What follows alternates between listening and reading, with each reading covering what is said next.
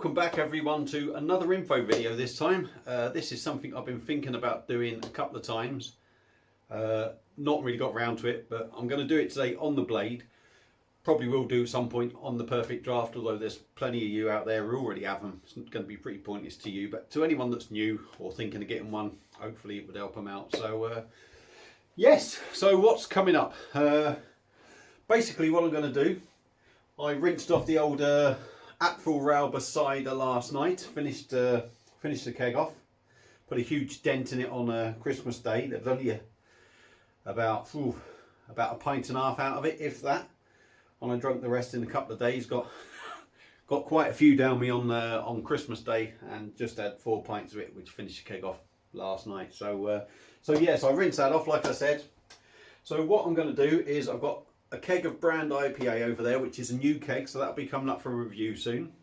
And I'm basically going to show you how to put a keg in, install a keg. Obviously I'm not going to show you how to change the keg because the keg's already out. But for starters, what I'll do is on this switch here, we'll get the machine on. Lights to come on there. We'll take the dome off ready. R2D2's head, as some people like to call it. So that's down there. So inside this chamber, there is a hole, if you like, the same shape as the keg, the bottom of this keg, which I'll show you in a minute. And running up there, up the front of it, because your keg will be sitting there, that's where your tube sits. There's a little groove, so your tube should sit in there, come round here and go into there. So yeah, I'll get the keg now. So here we go. The brand IPA in the keg. Kegs sit up like that. So that bit of a hole I showed you, or the indentation inside, is that shape. Here's the tube. So the keg will sit round this way. This tube will sit in the little groove, go over, and then we pass it through, get it all lined up in the tap, really. So first thing we do, make sure you sort of pre-chill this for 16 to 24 hours, they say. So simple thing is, you'll know how much you're drinking. So possibly if you think you're going to wang that keg down really quick, put a new one in the fridge ready for that one to be empty. Maybe have a couple in the fridge if you really think you're going to get through a keg really quick. But I tend to think about halfway down when I'm on my own. When the keg's halfway down in there, get one in the fridge, start getting it pre-chilled, because they need to be pre-chilled really to be going into here. So that's that a little bit. This button on the end needs to be pressed, so just bear with me while I disappear out of sight for a second. You need to give it a good hard click. That needs to be done, otherwise you are never going to get any beer out. As you can see, that's pushed down. That was flush, but that's now pushed down. So we now grab the keg. I'm not sure about this label because it feels a little bit different to the other labels I've had, so it feels like it might slip off. As you can see, I've got the tube in my hand there, holding it up straight. As we drop the keg in, there's only one way that keg can go, and that should be bang in line with this tube. So I don't know if any of you can see properly, probably not. Pull this tube down into the groove, and inside the tap there's a little locking mechanism for the tube and the spout. I don't know if you heard that, that clicked in. We've got a red nozzle on the end here. That just pulls off.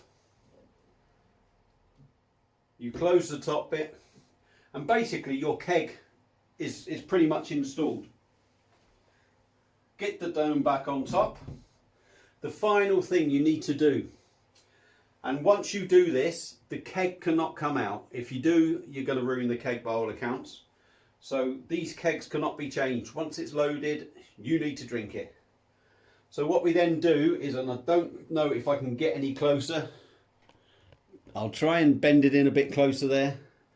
Just here, I don't know if you can see, bear with me, I'm no expert on this.